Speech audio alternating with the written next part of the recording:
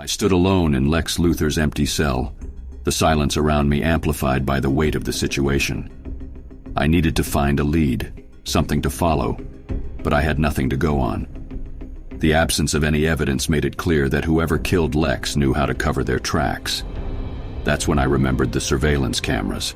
I pulled out my phone and dialed Commissioner Gordon's number. Batman, what can I do for you? Commissioner, I need access to the camera footage from Lex Luthor's cell. We've already checked the cameras. Unfortunately, whoever did this knew how to disarm them. We don't have anything on that front. Damn, I mutter under my breath. Thanks, Jim. I'll keep you updated on any progress I make, I said before ending the call. The phone call with Commissioner Gordon had yielded no leads on the murder of Lex Luthor, leaving me with a dead end. For weeks I had scoured the city, searching for any sign or clue, but came up empty-handed. That was until a string of murders started cropping up, all of them with a similar MO. The victims were all criminals, and they had been killed in the same fashion, with a precision sword strike. I couldn't help but feel that these killings were connected to Lex's murder. Someone was out there, killing the scum of Gotham with the expertise of a highly trained swordsman. I began to investigate the crime scenes, searching for any evidence that could lead me to the killer. I pieced together a profile of the perpetrator, highly skilled, acrobatic, and extremely elusive. My mind started narrowing in on potential suspects, but I needed more evidence before I could make any moves. It wasn't until one night while I was out on patrol that I finally caught my big break. I saw him, the mystery man. He was in the process of beating up some thugs, taking them down with swift and precise sword strikes. I knew this was my chance to finally catch him and end the string of murders. Without hesitation, I swooped down from the rooftop, gliding towards the scene.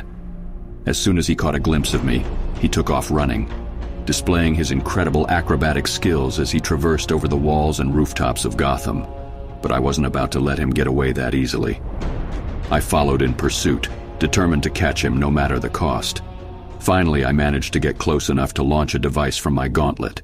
2 cords shot out, wrapping around his legs and tripping him, sending him tumbling to the ground. The perpetrator quickly cut through the cords, but I took advantage of the momentary distraction to approach him, ready for a fight. He drew his sword and lunged towards me, but I swiftly evaded his strike by a hair's breadth, my heart racing as I assessed his movements. I could tell that he was a formidable opponent, and I had to stay on high alert to avoid getting caught off guard.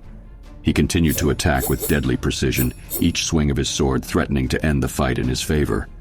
But I was determined to bring him to justice, and I used all my skill to evade his strikes, my eyes never leaving his as I searched for an opening. Despite my best efforts, though, one slice of his sword found its mark, drawing a line of blood across my chest. I gritted my teeth and pushed through the pain, my mind focused on the task at hand.